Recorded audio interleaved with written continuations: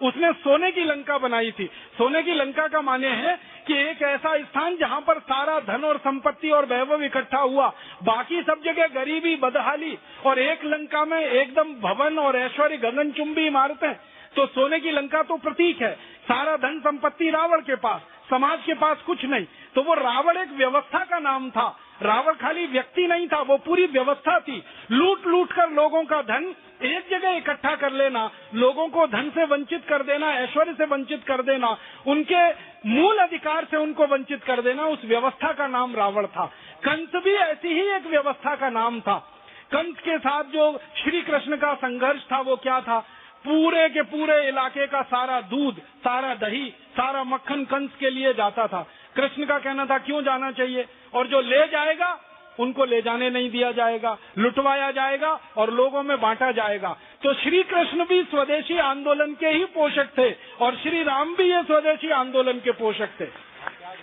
आज जो हमारे देश में विदेशी कंपनियां हैं, एक व्यवस्था का प्रतीक, उस जमाने में रावण और कंस थे उसी व्यवस्था का प्रतीक, जो लूटखोरी की व्यवस्था है, शोषण की व्यवस्था है, आम आदमी को अपने अधिकारों से वंचित करने की व्यवस्था है और आम आदमी के जीवन को लगातार तकलीफ में डालने वाली व्यवस्था है। तो श्री राम का जन्म हुआ हो, श्री कृष्ण का जन्म हुआ हो, महावीर स्वामी का, गौतम बुद्ध का, महर्षि दयानंद का, ये सब महापुरुषों का जन्म ही हुआ इस देश में शुभ की स्थापना करने के लिए, अच्छाई की जीत कराने के लिए, सच्चाई की जीत कराने के लिए और व्यवस्था परिवर्तन के लिए। श्री राम ने भी रावण को मारकर व्यवस्था परिवर्तन ही किया था। आप ध्यान रखिएगा, खाली सत्ता परिवर्तन नहीं किया था, व्यवस्था परिवर्तन किया था और व्यवस्था को आमूलचूल बदल दिया था। श्री कृष्ण ने कंस को मारकर व्यवस्था परिवर्तन किया था, पूरी व्यवस्था को आमूलचूल बदल दिया था। तो सारे महापुरुष इस देश में जो आते रहे हैं, व्यवस्था परिवर्तन के काम के लिए आए हैं। सत्ता परिवर्तन किसी का लक्ष्य नहीं था, लेकिन व्यवस्था परिवर्तन होने के लिए सत्ता परिवर्तन पहला चरण होता है, इसलिए उन्होंने सत्ता का भी परिवर्तन किया था और अंत में व्यवस्था का भी परिवर्तन किया था। भारत स्वाभिमान अभियान का भी उद्देश्य बिल्कुल स्पष्ट है कि हमें व्यवस्था परिवर्तन ही करना है। इसमें से सत्ता परिवर्तन हो जाए तो वो हमारे लिए पहले चरण की बात है, हमारा अंतिम चरण तो व्यवस्था परिवर्तन का काम है। तो हमारे सेनापति परम पूजनीय स्वामी रामदेव जी, हमारे शुभेच्छक, हमको आशीर्वाद देने वाले परम पूजनीय आचार्य श्री, ये सब हमारे साथ में हैं, आशीर्वाद दे रहे हैं, शुभकामनाएं दे रहे हैं, हमारे साथ हमको उत्साह दे रहे हैं, हमको दिशा दिखा रहे हैं, रास्ता बता रहे हैं, क्योंकि दिशा और रास्ते का बड़ा महत्व होता है व्यवस्था परिवर्तन के काम में। थोड़ी सी दिशा भटक जाए तो पूरा आंदोलन खत्म हो जाता है, थोड़े से भी आंदोलन में कहीं कमी आ जाए तो पूरा आंदोलन खत्म हो जाता है। तो ऐसी स्थिति में परम पूजनीय स्वामी जी, आचार्य श्री और उनके सब सहयोगी साधु संत वृंद हमें दिशा दिखा रहे हैं। हम सब उनके सेनानी बनकर इस भारत स्वाभिमान के अभियान को सफल बनाएंगे ही, क्योंकि हमारा लक्ष्य वही है जो श्री राम, श्री कृष्ण या आचार्य चाणक्य का रहा है। हमें सत्ता नहीं चाहिए, सिंहासन नहीं चाहिए, पद नहीं चाहिए, प्रतिष्ठाएं नहीं चाहिए, लेकिन व्यवस्था बदलनी है। उस व्यवस्था बदलने के काम में सत्ता बदलती है, ये हमारे लिए गौड़ है। व्यवस्था बदले वो हमारे लिए सबसे महत्व का है। भगवान और ईश्वर हमको इसमें जरूर कामयाब बनाएंगे, जरूर हमें सफलता देंगे, क्योंकि हम ईमानदारी से अपने काम में लगे हैं। हम सब ईमानदारी से, कर्तव्य निष्ठा से, अपने जोश और उत्साह से, अपने पूरी ऊर्जा को बनाए रखकर इस काम में लगे हुए हैं। तो जरूर ईश्वर हमारी मदद करेंगे, जरूर ईश्वर का आशीर्वाद हमें मिलेगा। सदगुरु का आशीर्वाद, ईश्वर का आशीर्वाद दोनों मिल जाए तो बड़े से बड़े काम हो जाते हैं। और मैं अंत में एक ही वाक्य कहना चाहता हूँ कि गुलामी का पहाड़ कितना भी मजबूत हो, बहिष्कार के एक अमोघ शस्त्र से पूरी तरह टूट जाता है, चकनाचूर हो जाता है। तो बहिष्कार का आंदोलन हम फिर चलाएंगे, अंग्रेजियत के खिलाफ, विदेशियत के खिलाफ, और हर गुलामी के पहाड़ को हम तोड़ देंगे। ऐसी भावना के साथ आपका आभार, बहुत बहुत धन्यवाद। उसने सोने की लंका बनाई थी। सोने की लंका का माने है कि एक ऐसा स्थान जहां पर सारा धन और संपत्ति और वैभव इकट्ठा हुआ, बाकी सब जगह गरीबी बदहाली, और एक लंका में एकदम भवन और ऐश्वर्य गगनचुंबी इमारतें। तो सोने की लंका तो प्रतीक है। सारा धन संपत्ति रावण के पास, समाज के पास कुछ नहीं। तो वो रावण एक व्यवस्था का नाम था। रावण खाली व्यक्ति नहीं था, वो पूरी व्यवस्था थी। लूट लूट कर लोगों का धन एक जगह इकट्ठा कर लेना, लोगों को धन से वंचित कर देना, ऐश्वर्य से वंचित कर देना, उनके मूल अधिकार से उनको वंचित कर देना, उस व्यवस्था का नाम रावण था। कंस भी ऐसी ही एक व्यवस्था का नाम था। कंस के साथ जो श्री कृष्ण का संघर्ष था वो क्या था? पूरे के पूरे इलाके का सारा दूध, सारा दही, सारा मक्खन कंस के लिए जाता था। कृष्ण का कहना था क्यों जाना चाहिए, और जो ले जाएगा उनको ले जाने नहीं दिया जाएगा, लुटवाया जाएगा और लोगों में बांटा जाएगा। तो श्री कृष्ण भी स्वदेशी आंदोलन के ही पोषक थे और श्री राम भी ये स्वदेशी आंदोलन के पोषक थे। आज जो हमारे देश में विदेशी कंपनियां हैं, एक व्यवस्था का प्रतीक उस जमाने में रावण और कंस थे, उसी व्यवस्था का प्रतीक जो लूटखोरी की व्यवस्था है, शोषण की व्यवस्था है, आम आदमी को अपने अधिकारों से वंचित करने की व्यवस्था है और आम आदमी के जीवन को लगातार तकलीफ में डालने वाली व्यवस्था है। तो श्री राम का जन्म हुआ हो, श्री कृष्ण का जन्म हुआ हो, महावीर स्वामी का, गौतम बुद्ध का, महर्षि दयानंद का, ये सब महापुरुषों का जन्म ही हुआ इस देश में शुभ की स्थापना करने के लिए, अच्छाई की जीत कराने के लिए, सच्चाई की जीत कराने के लिए और व्यवस्था परिवर्तन के लिए। श्री राम ने भी रावण को मारकर व्यवस्था परिवर्तन ही किया था। आप ध्यान रखिएगा, खाली सत्ता परिवर्तन नहीं किया था, व्यवस्था परिवर्तन किया था और व्यवस्था को आमूलचूल बदल दिया था। श्री कृष्ण ने कंस को मारकर व्यवस्था परिवर्तन किया था, पूरी व्यवस्था को आमूलचूल बदल दिया था। तो सारे महापुरुष इस देश में जो आते रहे हैं, व्यवस्था परिवर्तन के काम के लिए आए हैं। सत्ता परिवर्तन किसी का लक्ष्य नहीं था, लेकिन व्यवस्था परिवर्तन होने के लिए सत्ता परिवर्तन पहला चरण होता है, इसलिए उन्होंने सत्ता का भी परिवर्तन किया था और अंत में व्यवस्था का भी परिवर्तन किया था। भारत स्वाभिमान अभियान का भी उद्देश्य बिल्कुल स्पष्ट है कि हमें व्यवस्था परिवर्तन ही करना है। इसमें से सत्ता परिवर्तन हो जाए तो वो हमारे लिए पहले चरण की बात है, हमारा अंतिम चरण तो व्यवस्था परिवर्तन का काम है।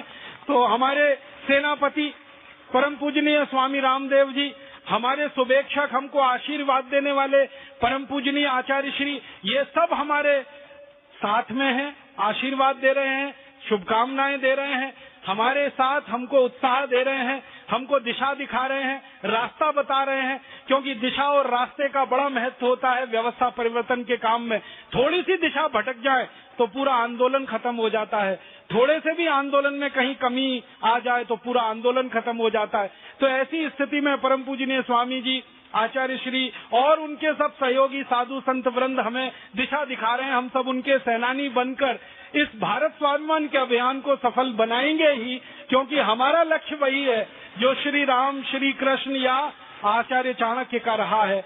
हमें सत्ता नहीं चाहिए, सिंहासन नहीं चाहिए, पद नहीं चाहिए, प्रतिष्ठाएं नहीं चाहिए, लेकिन व्यवस्था बदलनी है। उस व्यवस्था बदलने के काम में सत्ता बदलती है, ये हमारे लिए गौड़ है। व्यवस्था बदले वो हमारे लिए सबसे महत्व का है।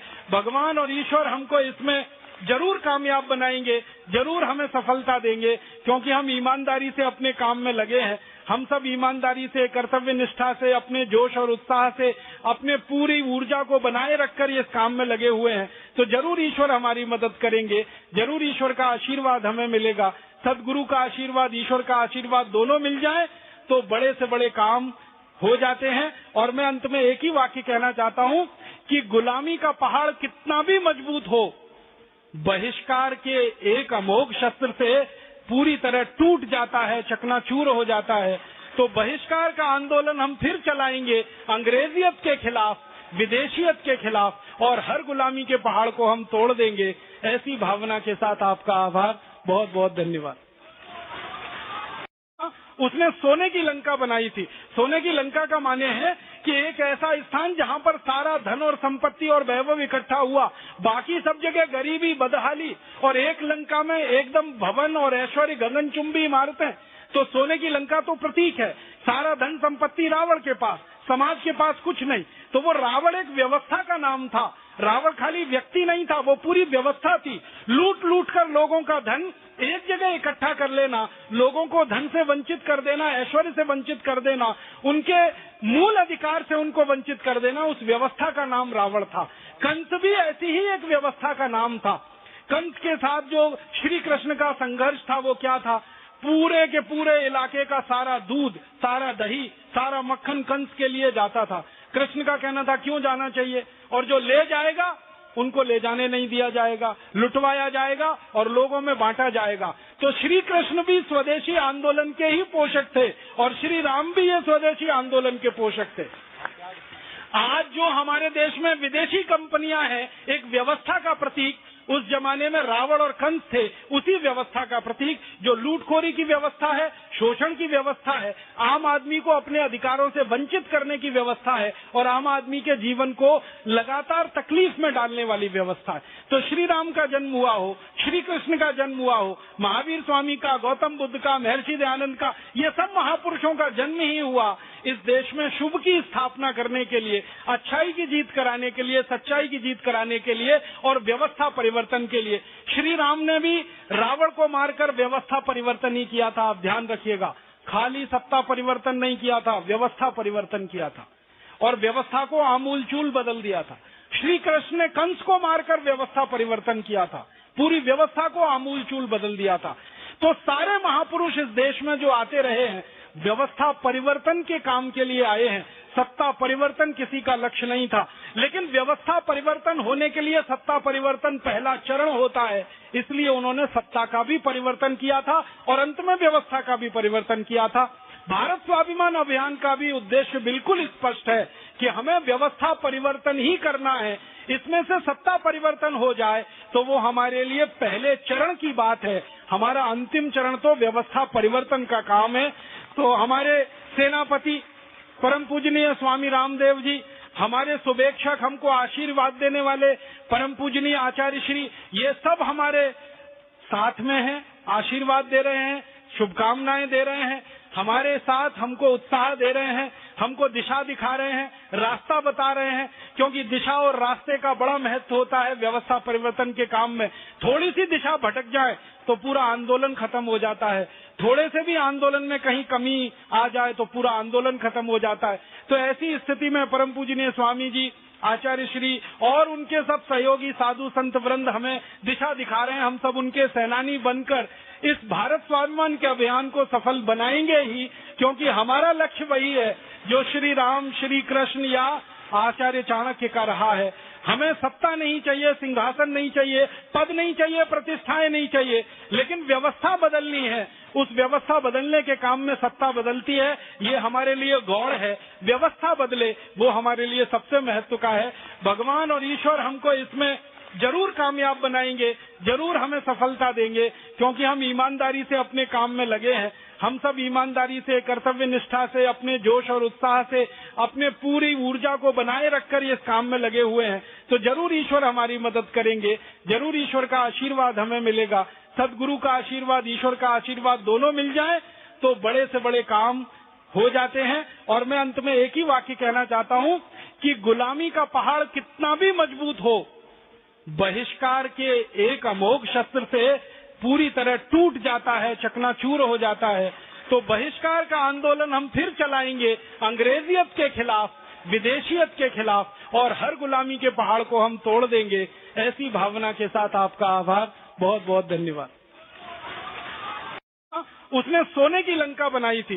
सोने की लंका का माने है कि एक ऐसा स्थान जहाँ पर सारा धन और संपत्ति और वैभव इकट्ठा हुआ, बाकी सब जगह गरीबी, बदहाली, और एक लंका में एकदम भवन और ऐश्वर्य, गगनचुंबी इमारतें। तो सोने की लंका तो प्रतीक है। सारा धन संपत्ति रावण के पास, समाज के पास कुछ नहीं। तो वो रावण एक व्यवस्था का नाम था। रावण खाली व्यक्ति नहीं था, वो पूरी व्यवस्था थी। लूट लूट कर लोगों का धन एक जगह इकट्ठा कर लेना, लोगों को धन से वंचित कर देना, ऐश्वर्य से वंचित कर देना, उनके मूल अधिकार से उनको वंचित कर देना, उस व्यवस्था का नाम रावण था। कंस भी ऐसी ही एक व्यवस्था का नाम था। कंस के साथ जो श्री कृष्ण का संघर्ष था वो क्या था?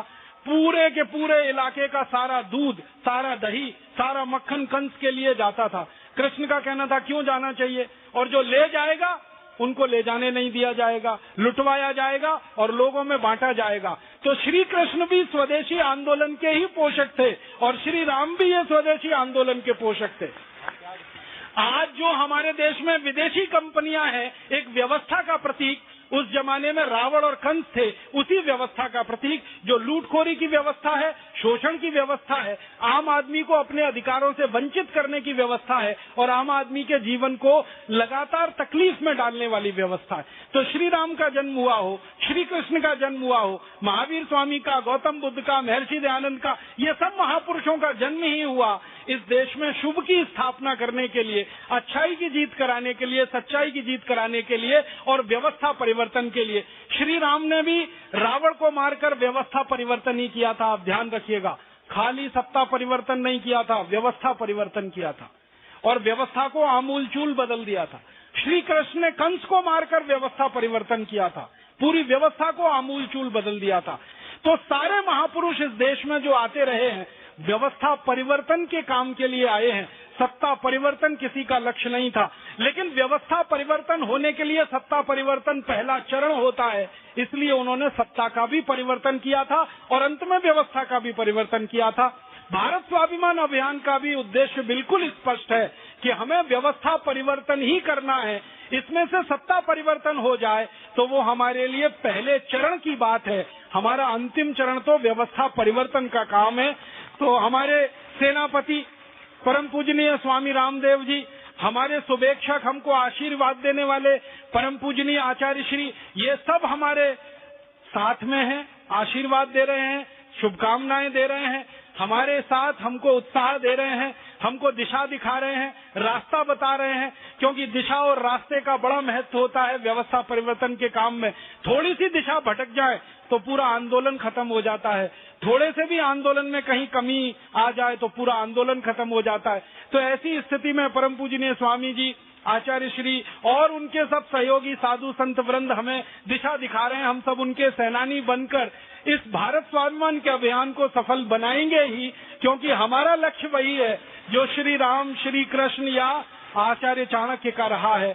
हमें सत्ता नहीं चाहिए, सिंहासन नहीं चाहिए, पद नहीं चाहिए, प्रतिष्ठाएं नहीं चाहिए, लेकिन व्यवस्था बदलनी है। उस व्यवस्था बदलने के काम में सत्ता बदलती है, ये हमारे लिए गौड़ है। व्यवस्था बदले वो हमारे लिए सबसे महत्व का है।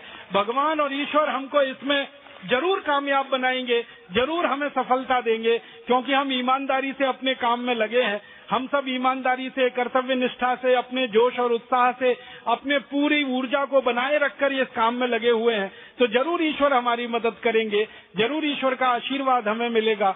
सदगुरु का आशीर्वाद, ईश्वर का आशीर्वाद दोनों मिल जाए तो बड़े से बड़े काम हो जाते हैं। और मैं अंत में एक ही वाक्य कहना चाहता हूँ कि गुलामी का पहाड़ कितना भी मजबूत हो, बहिष्कार के एक अमोघ शस्त्र से पूरी तरह टूट जाता है, चकनाचूर हो जाता है। तो बहिष्कार का आंदोलन हम फिर चलाएंगे, अंग्रेजियत के खिलाफ, विदेशियत के खिलाफ, और हर गुलामी के पहाड़ को हम तोड़ देंगे। ऐसी भावना के साथ आपका आभार, बहुत बहुत धन्यवाद। उसने सोने की लंका बनाई थी। सोने की लंका का माने है कि एक ऐसा स्थान जहां पर सारा धन और संपत्ति और वैभव इकट्ठा हुआ, बाकी सब जगह गरीबी, बदहाली, और एक लंका में एकदम भवन और ऐश्वर्य, गगनचुंबी इमारतें। तो सोने की लंका तो प्रतीक है। सारा धन संपत्ति रावण के पास, समाज के पास कुछ नहीं। तो वो रावण एक व्यवस्था का नाम था। रावण खाली व्यक्ति नहीं था, वो पूरी व्यवस्था थी। लूट लूट कर लोगों का धन एक जगह इकट्ठा कर लेना, लोगों को धन से वंचित कर देना, ऐश्वर्य से वंचित कर देना, उनके मूल अधिकार से उनको वंचित कर देना, उस व्यवस्था का नाम रावण था। कंस भी ऐसी ही एक व्यवस्था का नाम था। कंस के साथ जो श्री कृष्ण का संघर्ष था वो क्या था? पूरे के पूरे इलाके का सारा दूध, सारा दही, सारा मक्खन कंस के लिए जाता था। कृष्ण का कहना था क्यों जाना चाहिए, और जो ले जाएगा उनको ले जाने नहीं दिया जाएगा, लुटवाया जाएगा और लोगों में बांटा जाएगा। तो श्री कृष्ण भी स्वदेशी आंदोलन के ही पोषक थे और श्री राम भी ये स्वदेशी आंदोलन के पोषक थे। आज जो हमारे देश में विदेशी कंपनियां हैं, एक व्यवस्था का प्रतीक, उस जमाने में रावण और कंस थे उसी व्यवस्था का प्रतीक, जो लूटखोरी की व्यवस्था है, शोषण की व्यवस्था है, आम आदमी को अपने अधिकारों से वंचित करने की व्यवस्था है और आम आदमी के जीवन को लगातार तकलीफ में डालने वाली व्यवस्था है। तो श्री राम का जन्म हुआ हो, श्री कृष्ण का जन्म हुआ हो, महावीर स्वामी का, गौतम बुद्ध का, महर्षि दयानंद का, ये सब महापुरुषों का जन्म ही हुआ इस देश में शुभ की स्थापना करने के लिए, अच्छाई की जीत कराने के लिए, सच्चाई की जीत कराने के लिए और व्यवस्था परिवर्तन के लिए। श्री राम ने भी रावण को मारकर व्यवस्था परिवर्तन ही किया था। आप ध्यान रखिएगा, खाली सत्ता परिवर्तन नहीं किया था, व्यवस्था परिवर्तन किया था और व्यवस्था को आमूलचूल बदल दिया था। श्री कृष्ण ने कंस को मारकर व्यवस्था परिवर्तन किया था, पूरी व्यवस्था को आमूलचूल बदल दिया था। तो सारे महापुरुष इस देश में जो आते रहे हैं, व्यवस्था परिवर्तन के काम के लिए आए हैं। सत्ता परिवर्तन किसी का लक्ष्य नहीं था, लेकिन व्यवस्था परिवर्तन होने के लिए सत्ता परिवर्तन पहला चरण होता है, इसलिए उन्होंने सत्ता का भी परिवर्तन किया था और अंत में व्यवस्था का भी परिवर्तन किया था। भारत स्वाभिमान अभियान का भी उद्देश्य बिल्कुल स्पष्ट है कि हमें व्यवस्था परिवर्तन ही करना है। इसमें से सत्ता परिवर्तन हो जाए तो वो हमारे लिए पहले चरण की बात है, हमारा अंतिम चरण तो व्यवस्था परिवर्तन का काम है। तो हमारे सेनापति परम पूजनीय स्वामी रामदेव जी, हमारे शुभेच्छक, हमको आशीर्वाद देने वाले परम पूजनीय आचार्य श्री, ये सब हमारे साथ में हैं, आशीर्वाद दे रहे हैं, शुभकामनाएं दे रहे हैं, हमारे साथ हमको उत्साह दे रहे हैं, हमको दिशा दिखा रहे हैं, रास्ता बता रहे हैं, क्योंकि दिशा और रास्ते का बड़ा महत्व होता है व्यवस्था परिवर्तन के काम में। थोड़ी सी दिशा भटक जाए तो पूरा आंदोलन खत्म हो जाता है, थोड़े से भी आंदोलन में कहीं कमी आ जाए तो पूरा आंदोलन खत्म हो जाता है। तो ऐसी स्थिति में परम पूजनीय स्वामी जी, आचार्य श्री और उनके सब सहयोगी साधु संत वृंद हमें दिशा दिखा रहे हैं। हम सब उनके सेनानी बनकर इस भारत स्वाभिमान के अभियान को सफल बनाएंगे ही, क्योंकि हमारा लक्ष्य वही है जो श्री राम, श्री कृष्ण या आचार्य चाणक्य का रहा है। हमें सत्ता नहीं चाहिए, सिंहासन नहीं चाहिए, पद नहीं चाहिए, प्रतिष्ठाएं नहीं चाहिए, लेकिन व्यवस्था बदलनी है। उस व्यवस्था बदलने के काम में सत्ता बदलती है, ये हमारे लिए गौर है। व्यवस्था बदले वो हमारे लिए सबसे महत्व का है। भगवान और ईश्वर हमको इसमें जरूर कामयाब बनाएंगे, जरूर हमें सफलता देंगे, क्योंकि हम ईमानदारी से अपने काम में लगे हैं। हम सब ईमानदारी से, कर्तव्य निष्ठा से, अपने जोश और उत्साह से, अपने पूरी ऊर्जा को बनाए रखकर इस काम में लगे हुए हैं। तो जरूर ईश्वर हमारी मदद करेंगे, जरूर ईश्वर का आशीर्वाद हमें मिलेगा।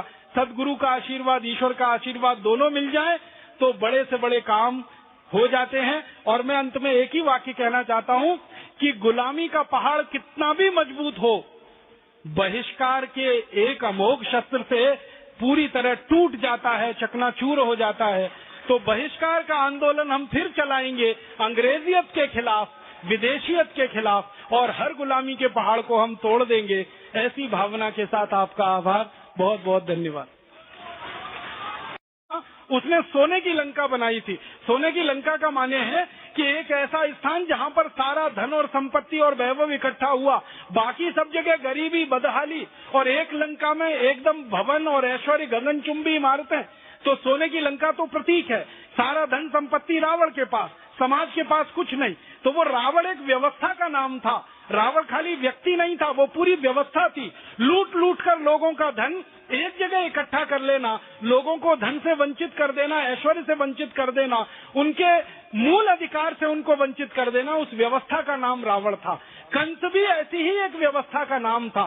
कंस के साथ जो श्री कृष्ण का संघर्ष था वो क्या था? पूरे के पूरे इलाके का सारा दूध, सारा दही, सारा मक्खन कंस के लिए जाता था। कृष्ण का कहना था क्यों जाना चाहिए, और जो ले जाएगा उनको ले जाने नहीं दिया जाएगा, लुटवाया जाएगा और लोगों में बांटा जाएगा। तो श्री कृष्ण भी स्वदेशी आंदोलन के ही पोषक थे और श्री राम भी ये स्वदेशी आंदोलन के पोषक थे।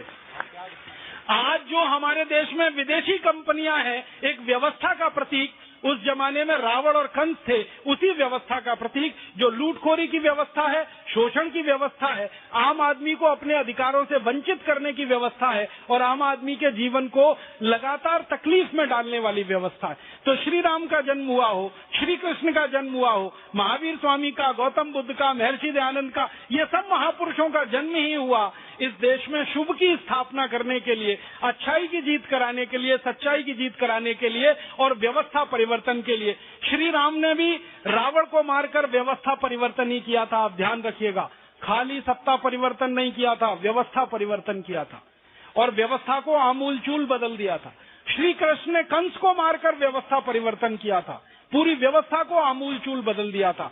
तो सारे महापुरुष इस देश में जो आते रहे हैं, व्यवस्था परिवर्तन के काम के लिए आए हैं। सत्ता परिवर्तन किसी का लक्ष्य नहीं था, लेकिन व्यवस्था परिवर्तन होने के लिए सत्ता परिवर्तन पहला चरण होता है, इसलिए उन्होंने सत्ता का भी परिवर्तन किया था और अंत में व्यवस्था का भी परिवर्तन किया था। भारत स्वाभिमान अभियान का भी उद्देश्य बिल्कुल स्पष्ट है कि हमें व्यवस्था परिवर्तन ही करना है। इसमें से सत्ता परिवर्तन हो जाए तो वो हमारे लिए पहले चरण की बात है। हमारा अंतिम चरण तो व्यवस्था परिवर्तन का काम है।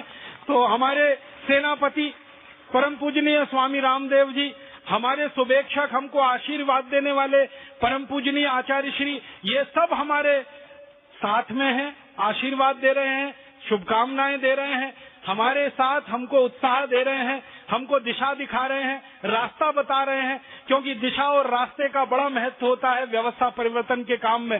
थोड़ी सी दिशा भटक जाए तो पूरा आंदोलन खत्म हो जाता है, थोड़े से भी आंदोलन में कहीं कमी आ जाए तो पूरा आंदोलन खत्म हो जाता है। तो ऐसी स्थिति में परम पूजनीय स्वामी जी, आचार्य श्री और उनके सब सहयोगी साधु संत वृंद हमें दिशा दिखा रहे हैं। हम सब उनके सेनानी बनकर इस भारत स्वाभिमान के अभियान को सफल बनाएंगे ही, क्योंकि हमारा लक्ष्य वही है जो श्री राम, श्री कृष्ण या आचार्य चाणक्य का रहा है।